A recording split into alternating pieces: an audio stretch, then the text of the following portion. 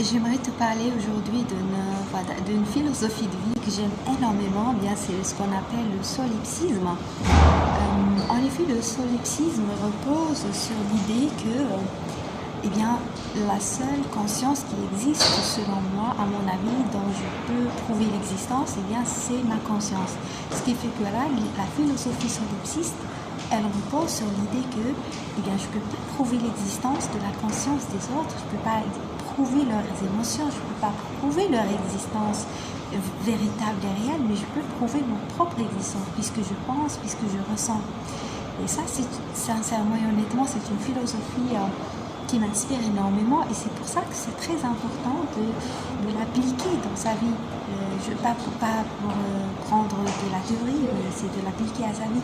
Et comment on peut appliquer cette philosophie de solipsisme à sa vie? Tout simplement, ça nous aidera aussi à nous détacher du regard de l'autre grâce à cette philosophie-là.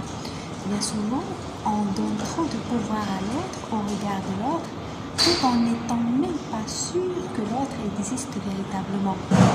Alors que il se peut même que toutes les expériences qu'on regarde ailleurs soient juste une simple illusion optique.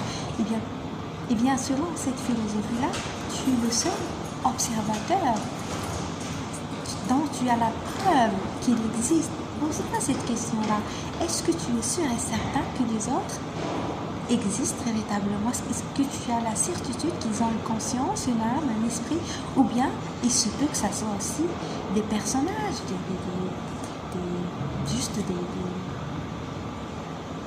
des dessins animés en quelque sorte.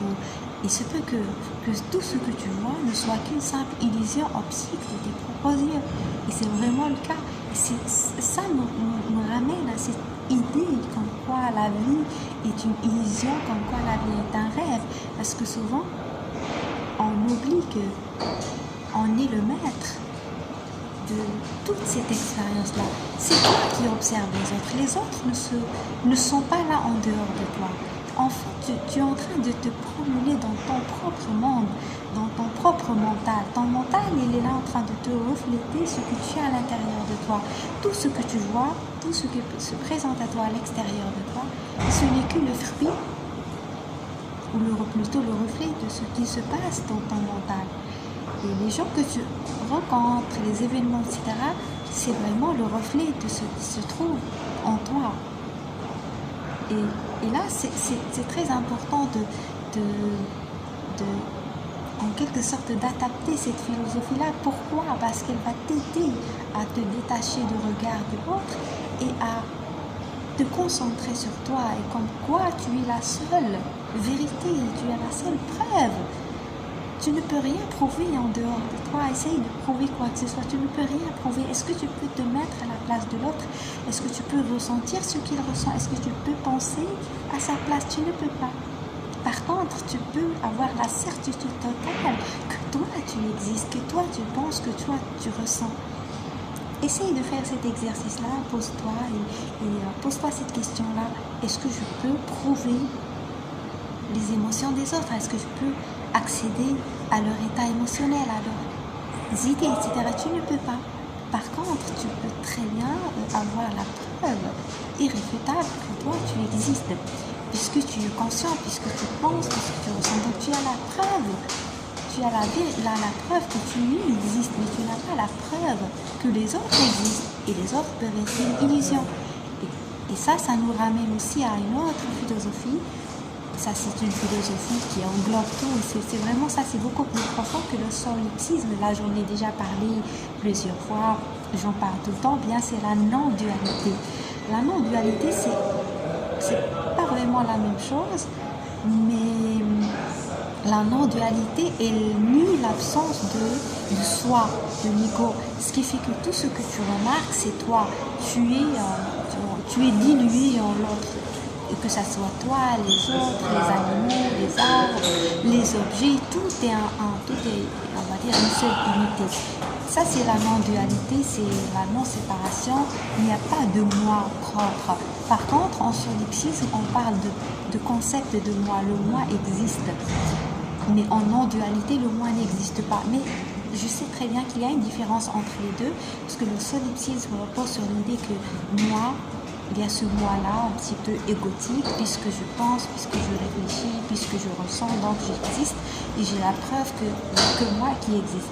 C'est vraiment un bon départ pour aller vers la non-dualité. La non-dualité, c'est vraiment cette dissolution de soi, dissolution de moi, de l'ego, pour aller vers le tout, pour aller vers l'absolu. Et là, quand on parle de l'absolu, c'est vraiment, c'est de l'infini, c'est de l'abondance, c'est de l'amour pur.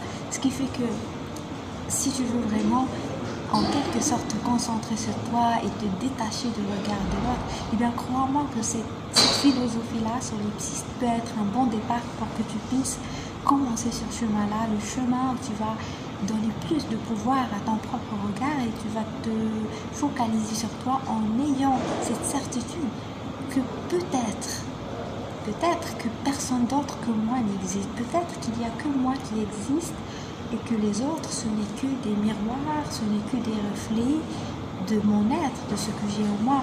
Peut-être que les autres n'existent pas. Et puisque là, tu as la certitude que toi, tu existes. Mais encore une fois, je ne parle pas de ton physique, mais je parle de ton monde interne, de tes émotions, de tes idées, etc. Tu peux prouver que tu penses, que tu ressens, tu ne peux pas prouver les émotions, les pensées des autres. Et si les autres n'existaient pas, peut-être que tu auras gâché toute une vie à d'avoir peur de regard de l'autre pour un autre qui n'existe même pas. Et ça, c'est vraiment, ça c'est le grand piège, ça c'est la grande illusion. Ce qui fait qu'on passe on perd notre temps à donner trop de pouvoir à l'autre, peut-être que cet autre n'existait même pas. Eh bien, j'espère que ce que j'ai partagé aujourd'hui avec toi sur le solipsisme, la non-dualité, t'a aidé, t'a inspiré. Je te donne rendez-vous très bientôt.